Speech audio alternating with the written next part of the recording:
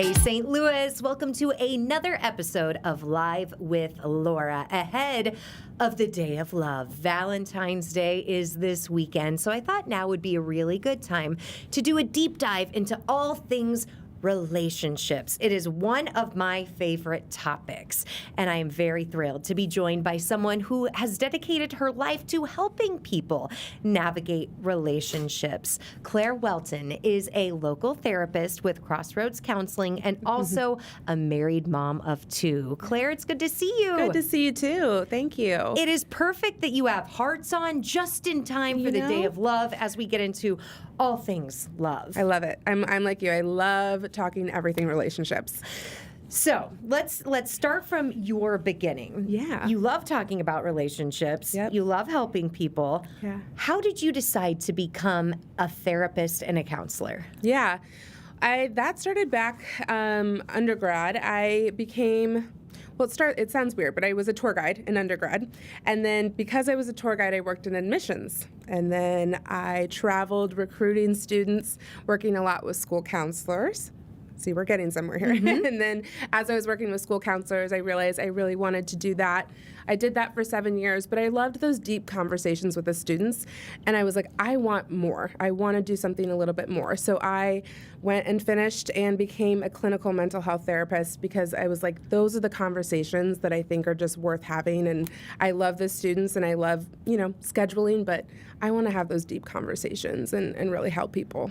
What year did you finish that program and start practicing? Yeah, so, I went back in 2022. So I have been on the clinical side now for just 3 years, 3 or 4 years after being a school counselor. And I'm guessing post-pandemic, a lot of people were forced in 2020 and 2021 into very stressful situations, overwhelming situations, and especially for parents. Yeah.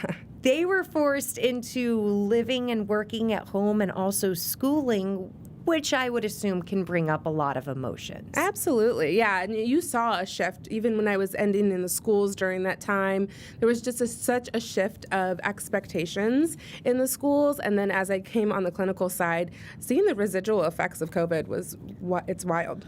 People are still experiencing that. So you started off working with kids. Yeah. And now you not only work with kids, you also work with couples. Yep. Couples and adults are kind of my wheelhouse right now. So I love kids, but it's different in the clinical field because you're also working with the parents. So I have usually been seeing people ages 20s to 60s. Wow. Yeah. Vastly different age range and life stages. Yeah. Yeah, it is. So what are some things that you have noticed, we'll say over the last year, that couples have been coming in to talk to you about? Yeah. I think when we look at couples, we look at what's the situation that happened? Where is the breaking point, right? And so I've seen couples where it's been in their marriage and it's just, this is not working and we've got to figure this out. We're feeling disconnected. And what it really is it's two people speaking two different languages and trying to understand each other. And so I see myself kind of as a translator of let me try to speak French, speak German, and translate for you so you can get on the same page. That's got to be kind of hard. Yes, it is. It is. And I use something called emotionally focused therapy. And so what that is, we're not digging just in the past. And so sometimes that's helpful. But what I really do is I have the clients talk to each other in my office, and I watch and I observe. And sometimes I pause and I help them notice what they're saying or help them clarify what they're saying. And I speak beyond just the words that they're saying, and I try to extract the emotion and what are you really trying to communicate to your partner that maybe you're not doing in a way that they understand. I'm intrigued by this because I think once a couple decides that they need an outsider, they've probably been having arguments or frustrations for a long time. Yeah. But also, it's really hard to open up to a stranger and confide in, I would assume, something incredibly personal. Yeah. About how long does it take for a couple or a person to get comfortable? That's a really good question. And specifically with emotionally focused, we really, really focus on that therapeutic relationship. And we don't just delve into the work right away because, to your point, how do you divulge all this information to a complete stranger? So typically, I would say maybe by the 4th or 5th session. So how I structure it is I meet with the couple, one like together as a unit, and then I meet with them individually, and then I meet with them back and go as a couple. So I think that really helps because I want them to know too that my client in that situation working with couples is the relationship, the marriage, whatever it is. It's not the individual. I am for you.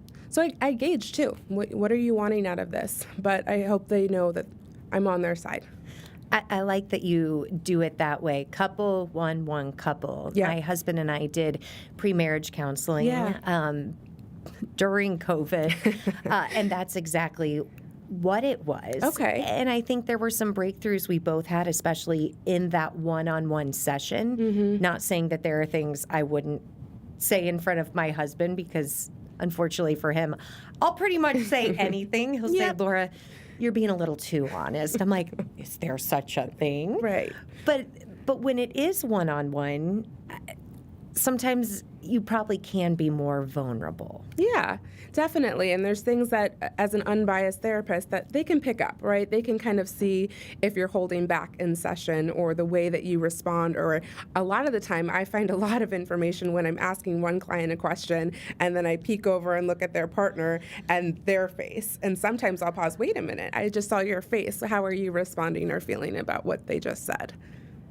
And then where does that conversation go? Sometimes it gets heated. I mean, I've been in some sessions where it's heated, but I try to, I know realistically you don't solve everything at the end of every session, but I try to sum it up and leave them on at least a positive note or something to work through if we do see it get that way. But so what have you noticed lately, aside from it seems like one partner is speaking Spanish, the other German, and you're now trying to come up with a beautiful new language? I like that, yeah. Yeah, you're right.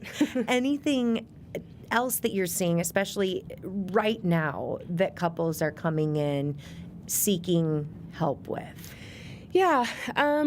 Sometimes you see the parenting, but sometimes you see the individual is like something's going on with like maybe one couple has ADHD and the other, or one partner, and the other partner doesn't understand it. And so they're like, this is how they're functioning. This is a problem. I don't know how to work with this. It's really interfering with the way that we interact. And so a lot of the times it's explaining and helping identify something in one individual and helping the other person understand it at a new level and giving them coping skills. I think overall with relationships, though, even with singles who are wanting relationships, we see this new problem, I think, with social media, with online dating apps, of people wanting the next best thing.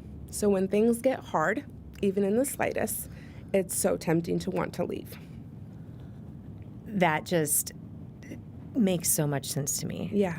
As someone who met her husband on a dating app, as someone who has friends who are still searching, there is that quick, well, this is kind of frustrating, kind of annoying. I'm sure there's someone else who doesn't have this specific thing. I'll just go look for that. Yeah. And I don't think anyone wants to settle for someone who's not right for them. Yeah.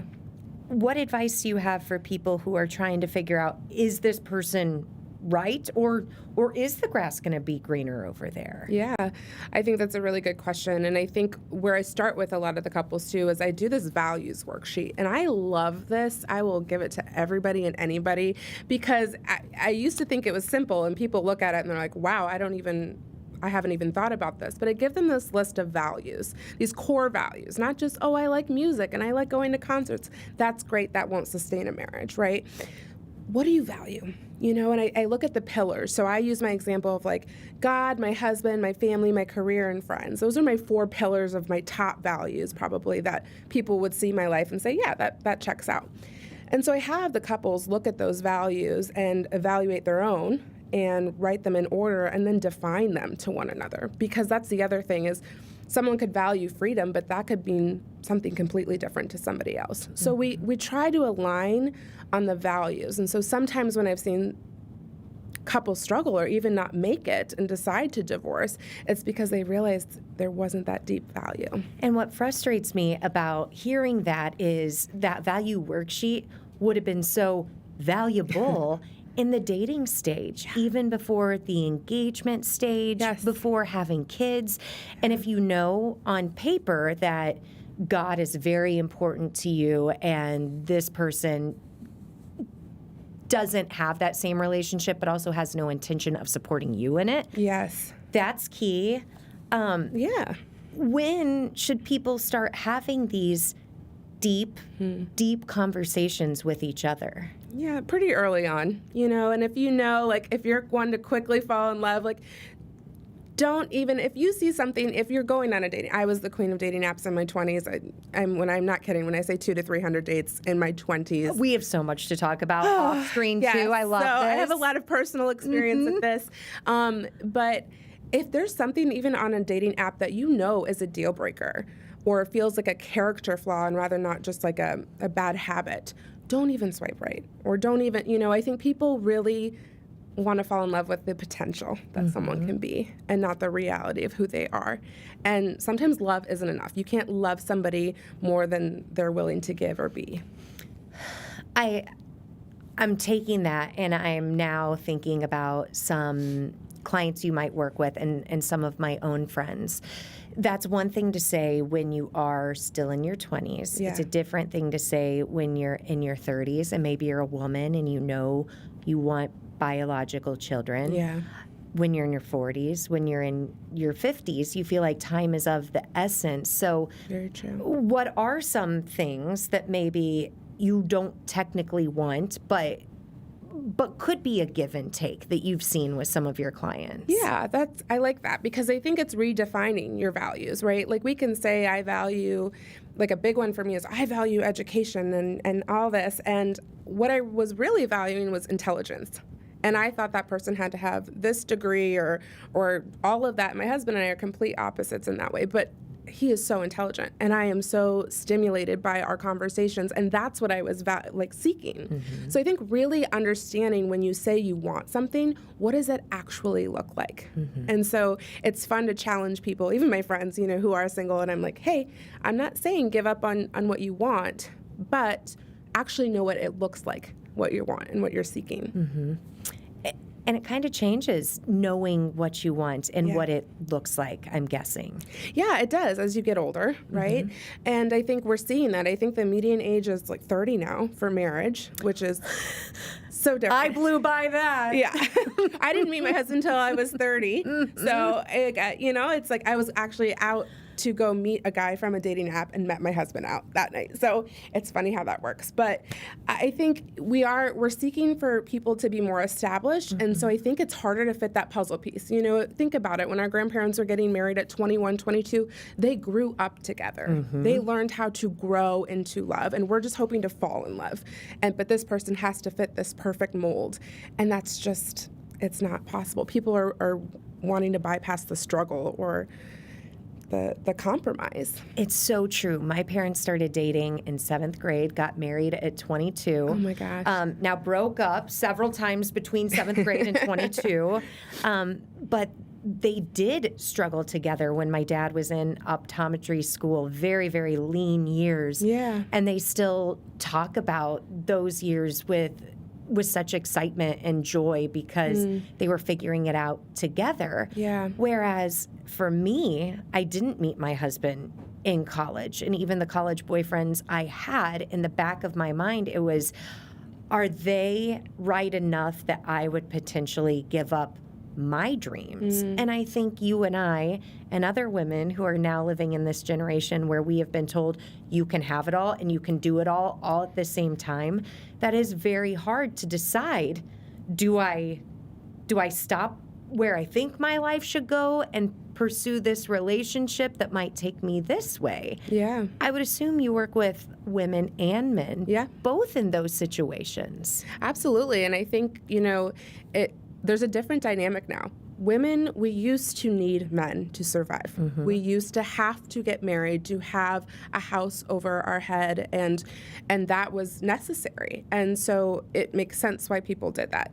Now, I'm not arguing as a working woman that it's bad that women work, but that's changed the dynamic of we don't need relationships like we used to. So we get to be choosier. But then it gets to the point of how far or how much, or, and so again, it's that redefining what we actually want and need and understanding that we have to compromise.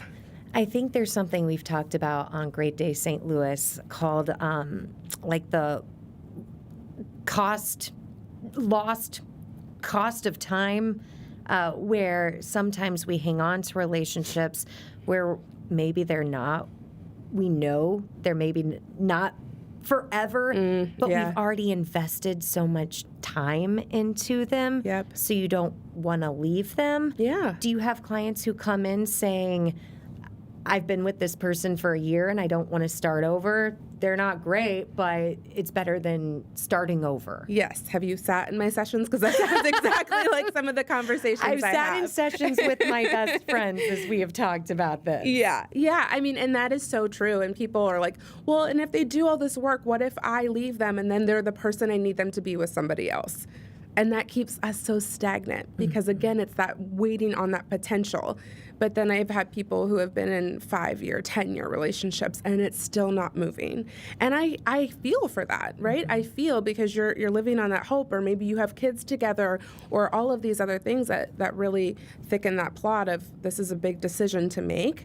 But I think that a lot of people are like, this time invested, but it's like if you life can happen really fast. My husband and I met and we're married in 5 months and 3 days of knowing each other, and it will be 6 years in a few weeks. So God can move fast, right? Yes. And I try to encourage people that too.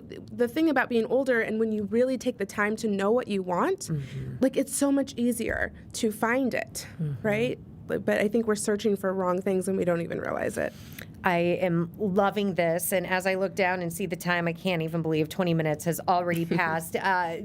I feel like I'm just having a fun session with a girlfriend, learning so much with Claire Welton, a local couples therapist with Crossroads Counseling. This is a good time to take a pause. When we come back, we are going to get into attachment styles because this is something Claire is seeing a lot with her clients. I am intrigued to find out more about attachment styles because from what I understand, this is something we're all kind of born with. We can't really change. And if my attachment style is vastly different than my partner's, that would probably lead to some friction. I okay. can. We'll be right back. More with Live with Laura and Claire Welton.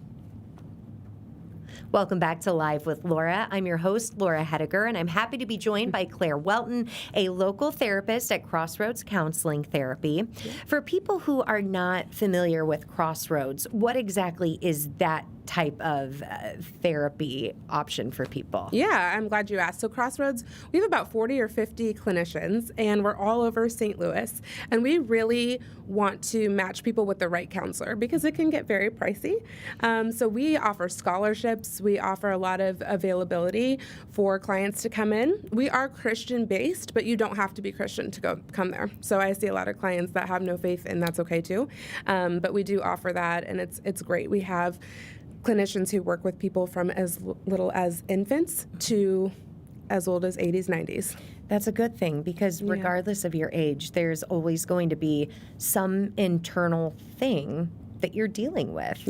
And it ebbs and flows, I've noticed. It does, yeah. Just how relationships and not just romantic, but, with friendships and your family and all of those dynamics, they change throughout the years. Let's talk about attachment styles. I love this. You've been hearing or seeing a lot of differing attachment styles in your practice? Yeah. What is an attachment style? So an attachment style is something that we actually subconsciously kind of download before we're even 2 years old. And so what that is, it's wild. And so what that is it's a subconscious understanding based on our caregivers if we're getting our needs met. Are we going to be under the umbrella of an insecure attachment or a secure attachment? And so they do change, which is great, and it's encouraging, but it's not indicative also if your parents were good or bad. So know that too. If you had bad parents, it doesn't mean you have an insecure attachment style automatically. It just means, were they present? Were they there? And so that tells us a lot of how we respond in our relationships as adults. So attachment style is either secure or insecure. Yes. There are two categories of it. Two categories, and underneath the insecure is where it gets a little spicy. We've got the anxious attachment style, we have avoidant, and then we have a preoccupied, which is kind of a mix of the two. So an anxious attachment style is someone who maybe didn't always get what they needed, or when something or someone pulls away, they latch on.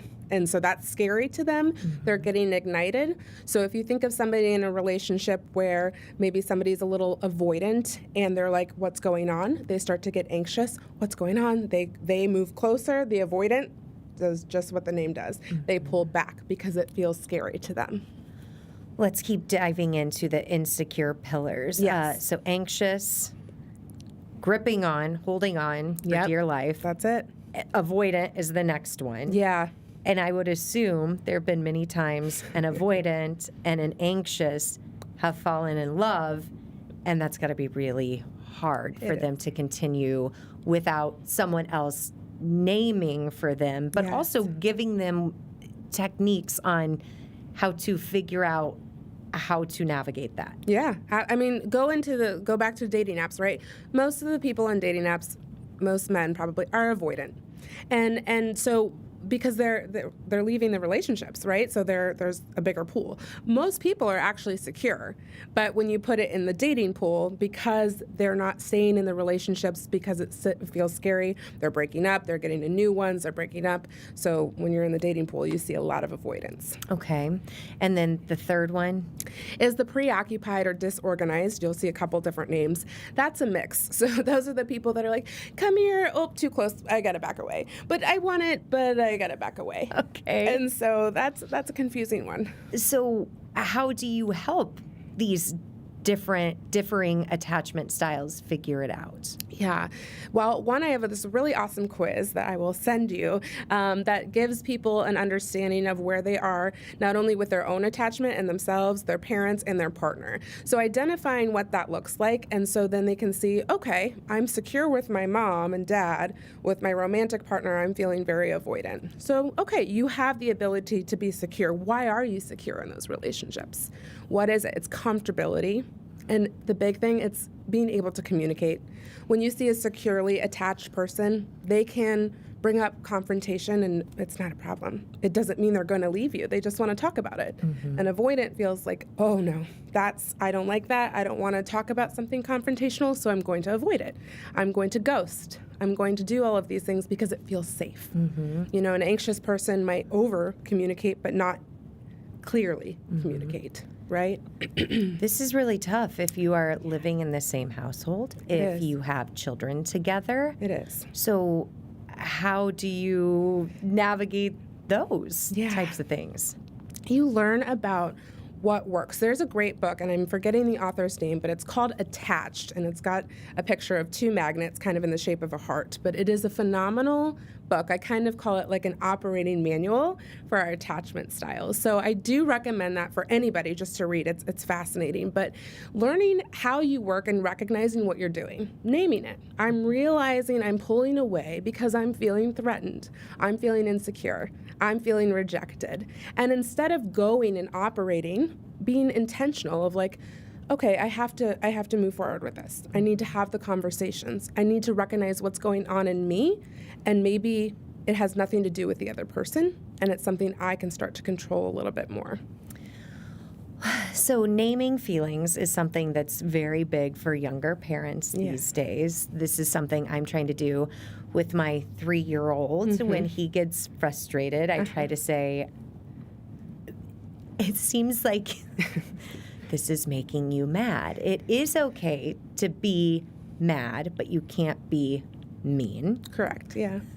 And sometimes I think, Laura, you're nuts. He's 3. Oh my gosh, just get to the point. Like, you can't throw the pretzels across the room. We're not doing it.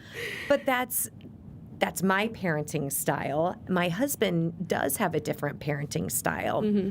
And I didn't realize how different partnerships were once kids come into the mix. Yeah. What do you see in your practice with clients who are partners first but then become parents? Yeah, there's a transition period for sure. And nobody knows what that's going to look like because everyone's experience is different. Every child is different.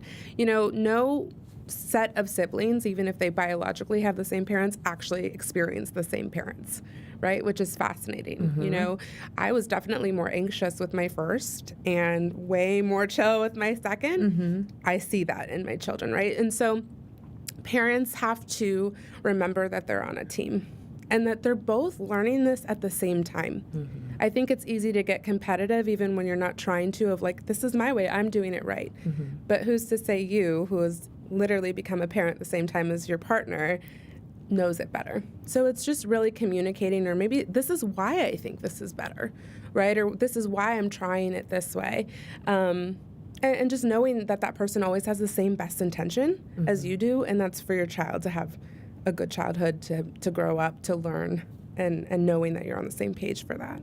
Many of the things we're talking about are for heterosexual couples. Yeah. And from what I've learned in my relationships, women tend to be more emotional. Yes. And also more open to communicating. Yeah. So how do you help couples, usually men and women, who have had kids, come together if the woman is saying, I think we need to work on this, and the man might be saying, I don't have time for this? I'm guessing you have seen that. Yeah, and that's such a good point, because I guess we talked earlier about the different languages, and part of that different language is men are typically more logical and women are emotional. And so you don't say. Isn't that wild, right? Yes. And so we were talking about earlier the spaghetti brains and the waffle brains, right? I mean, it all kind of goes together. So it's how do we translate it for a man to understand what I'm saying logically? They're not going to maybe be attuned to the emotion or understand why I'm feeling this way,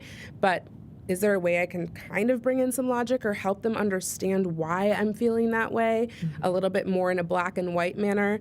But also having your spouse who doesn't maybe lead with emotion understand that it's okay to have emotional things sometimes, or just want that because it feels good as a mom. Something that I have noticed in this life stage that I had no idea before kids is just how exhausted I feel a lot of the time. When you're pregnant, you've been pregnant, the exhaustion is real. Yeah. Physically, you don't feel well because something's growing in you. Yeah. Postpartum, you're exhausted because you're not sleeping. Your body is so depleted. Once you get out of the fog of all that, though, you're still constantly always thinking 80 steps ahead. Yeah. So how can parents who are so mentally and physically exhausted still figure out how to communicate in a healthy way?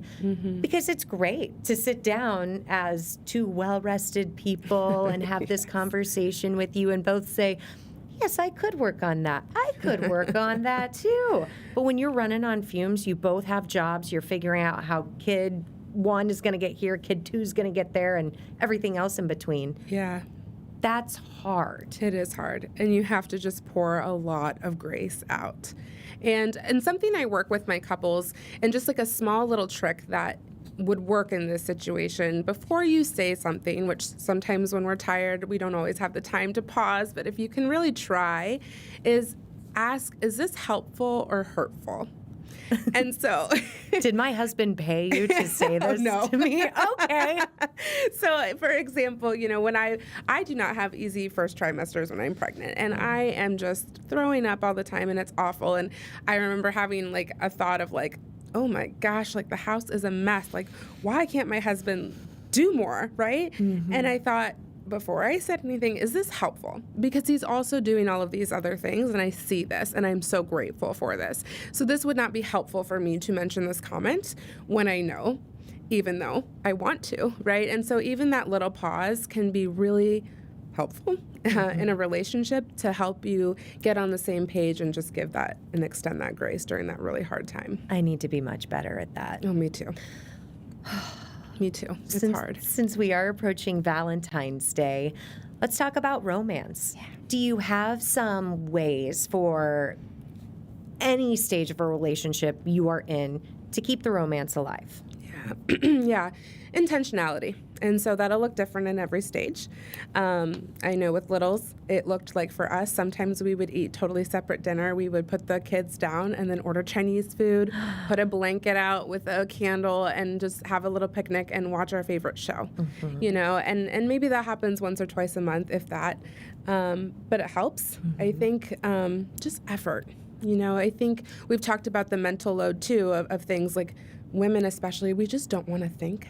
So partners, men, any partner, just think for us. Just give us, you know, just maybe show a little, you know, care that way of like, oh, I booked this for you, or I took care of this, or I went out to the store and got this. Like, I think that women are so emotional, right? That ignites us, that makes us to be closer.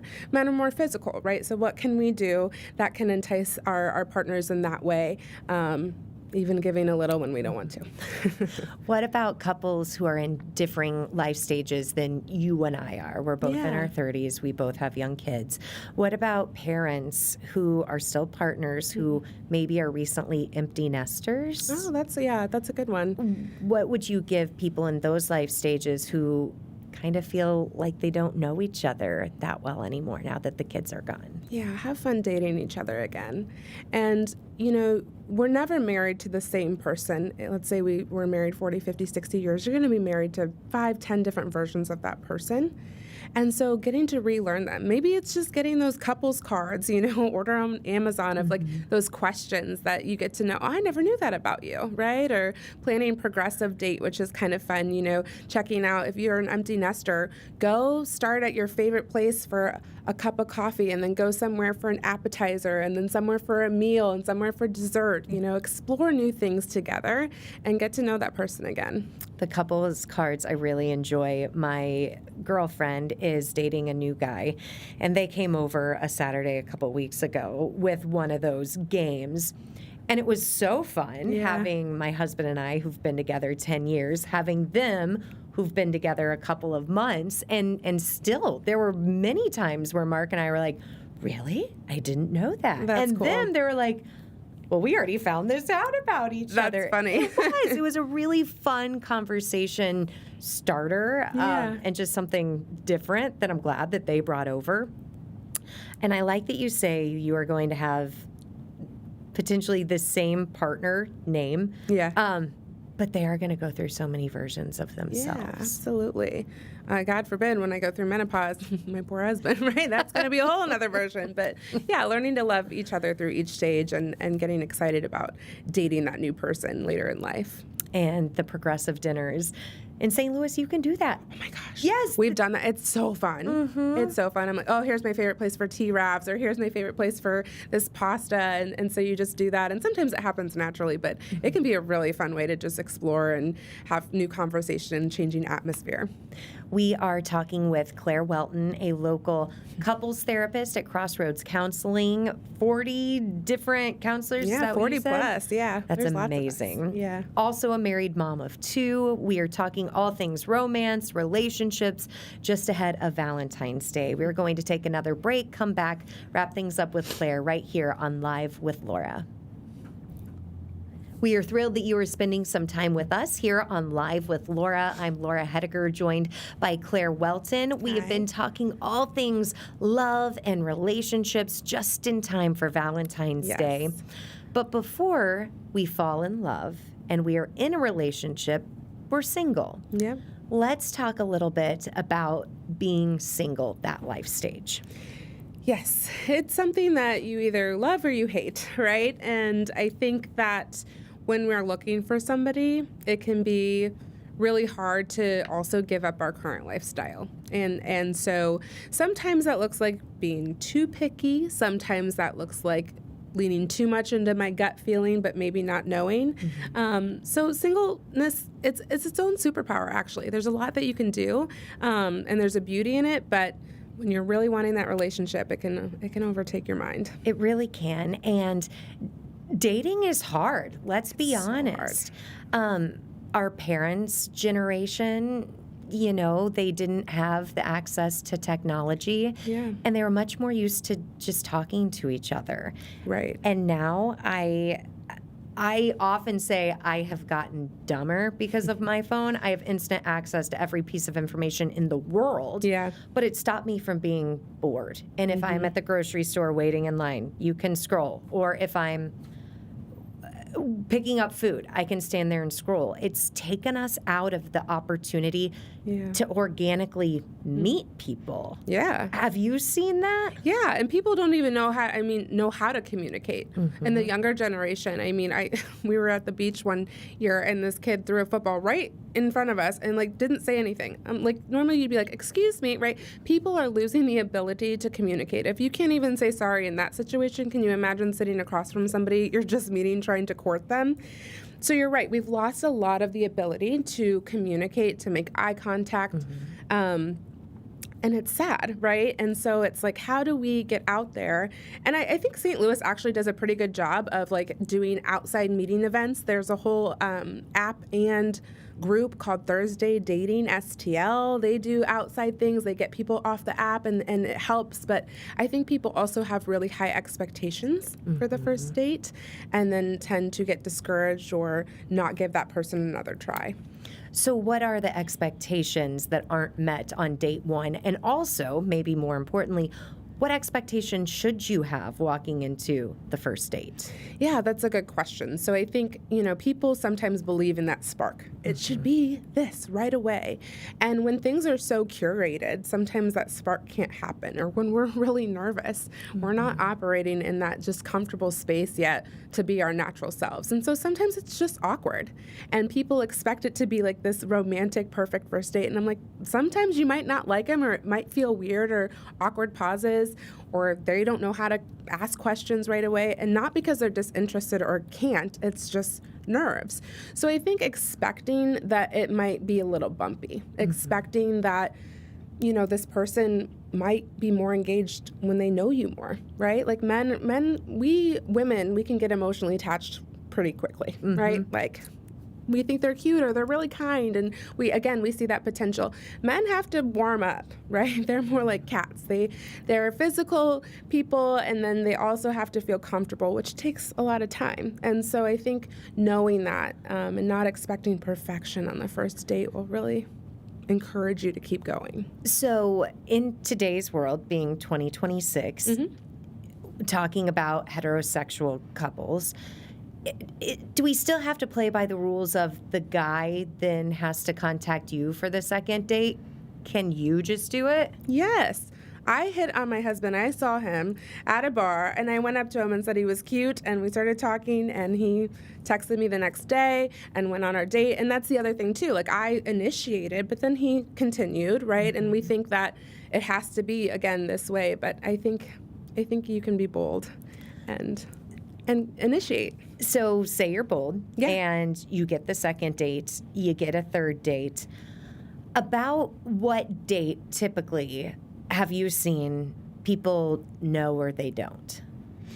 This would be a total guess, but I think it depends. Well, let's say, too, at the level of the date, right? What are you doing? Are you having in-depth conversations, or are you just going to a movie where you're not connecting or talking?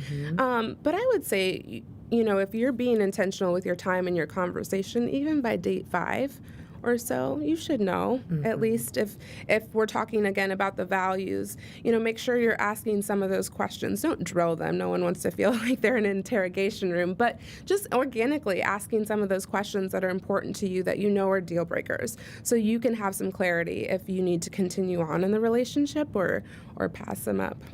And I'm glad you mentioned that, because on Great Day, we do a lot of relationship topics, and we often eventually get to the point of discussing money. At what point do you think people should bring up not only what they make, but also debt and what they see as important things to spend their money on? Yeah. I think the latter part of that, you can kind of observe the person's lifestyle a little bit too. Mm-hmm. What are they doing on the weekends? Are they spending all their time in the bars and just buying shots all the time?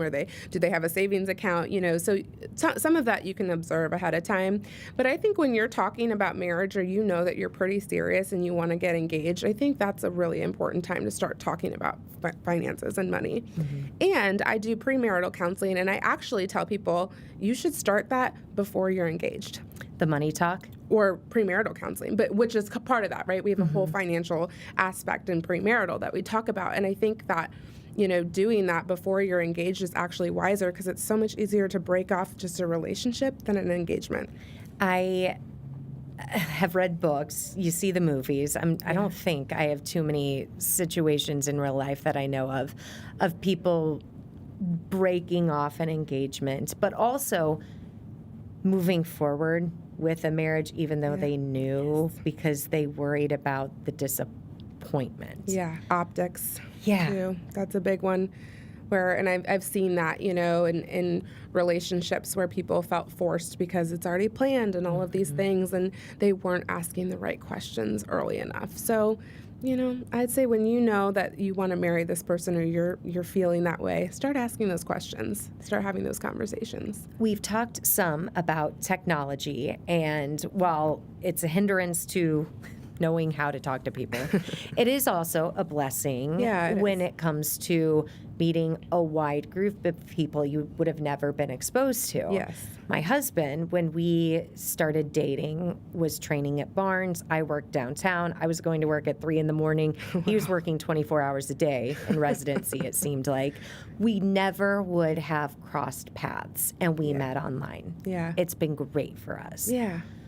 For other people, though, online can have a tendency to allow secrets. Yeah. How have you noticed technology impacting whether people are being fully truthful? Mm-hmm. Yeah, it's a good question. And that does come up a lot in couples, right? Of just, what is somebody hiding? What is this double life? Have you heard of that? Are we dating the same guy? We've done multiple investigative stories here on First Alert 4. Yes. Yes. And so, it's awkward when I see, clients' boyfriends or girlfriends or whatever, and I'm like, oh boy, what do we do here? There is a lot of secrecy out there, and you just have to, again, learn to trust, but learn to know if you have a good picker or not, right? And ask your friends if you're like, I need accountability. I've picked some poor people in the past. Like, can you help me? Or if you notice that I'm going into these same patterns, can you help me kind of identify some things that this might be off-putting? I'm so glad you mentioned that. And you brought up friends, because your friends do usually know you pretty well. Yeah. Sometimes maybe even more than your own family members at times. Yeah. But let's reverse it and say you have a friend that's in a relationship that you have concerns about because of things that they've told you and you've also seen. Yeah. As a therapist, how would you encourage a friend who really does have concerns to tell that friend, hey, it's really hard if you've been in that position. Yeah, that's a hard place because you care about someone. And maybe it's just coming up with a question. Are you open to me sharing some things or observations I've noticed with this relationship? Like, do you care if I share with you some things or maybe some concerns or things I've noticed? And just kind of approach it that way, especially if you're dealing with a highly sensitive person. That can be very defensive. It can feel really scary. But maybe just inquiring at first and saying, like, do you want me? Or, hey, if I notice something that's off, or do you want me to share with you, like, what I'm seeing? And see how they respond. If you are really bold, and depending on the person, maybe just finding a quiet time and obviously a one-on-one conversation of just coming and saying, you know what, I really care for you, and I'm noticing some things that don't seem safe or don't seem healthy, or I'm noticing you change into someone I know that you've shared that you don't want to be. And so I just wanted to bring this up and see how you feel about this conversation. As we have just a few more minutes together, let's talk about, as we approach Valentine's Day, just different things we can do to make those we do love feel seen and feel loved? Yeah. I think we talked briefly earlier just about like attachment styles, but then also I love that you differentiated between love language. Knowing someone's love language is so important.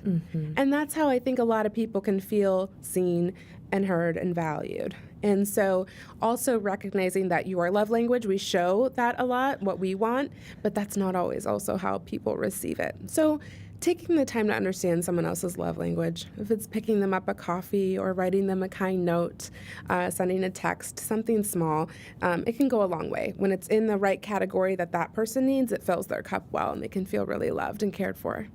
What about people who say Valentine's Day is a Hallmark holiday? Why are we doing all of this? You know, you can just go get them a nice heart sucker and say, there you go.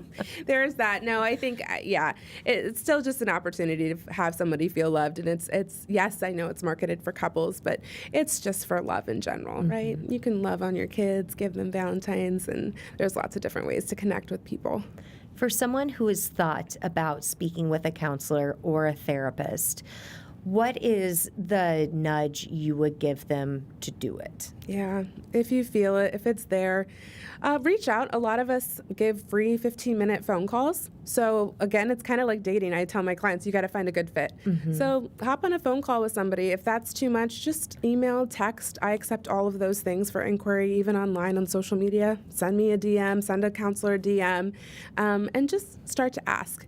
And it's okay if it's not a good fit right away, but don't let it turn you off to therapy. If you find someone that you're really comfortable with, it could be life-changing. In the medical community, we know about HIPAA, that nurses, physicians, any types of employees like that cannot share information. Correct. What code do therapists live by? Because I think that's something that some people who are not usually as open, especially with very big things, fear that I'm going to go tell this stranger all my stuff. Are they going to go tell everyone? No, we still are HIPAA compliant and confidentiality. Really, HIPAA? We are, yeah. I we're did HIPAA not know that. And confidentiality. So as long as someone's not actively or currently hurting themselves, someone else, we have no obligation to share anything, nor would we.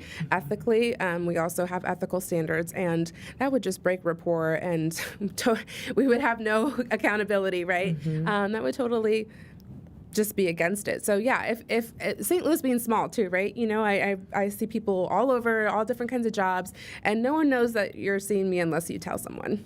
What do you love the most about your job? When a client has an aha moment or feels that they've gained a new understanding about themselves or a situation, I think that is the most beautiful thing, because that's where like all the change can start to begin. It's pretty beautiful. And then I guess just any final thoughts on people who are in different life stages. Let's start with people who are single and looking for love. What would you tell them? Yeah, don't give up. There's someone. Be flexible, know your values, know what you really want, define them, spend time with them, and go out there. They are not going to bust through your wall like the Kool-Aid man. You have to post yourself out there.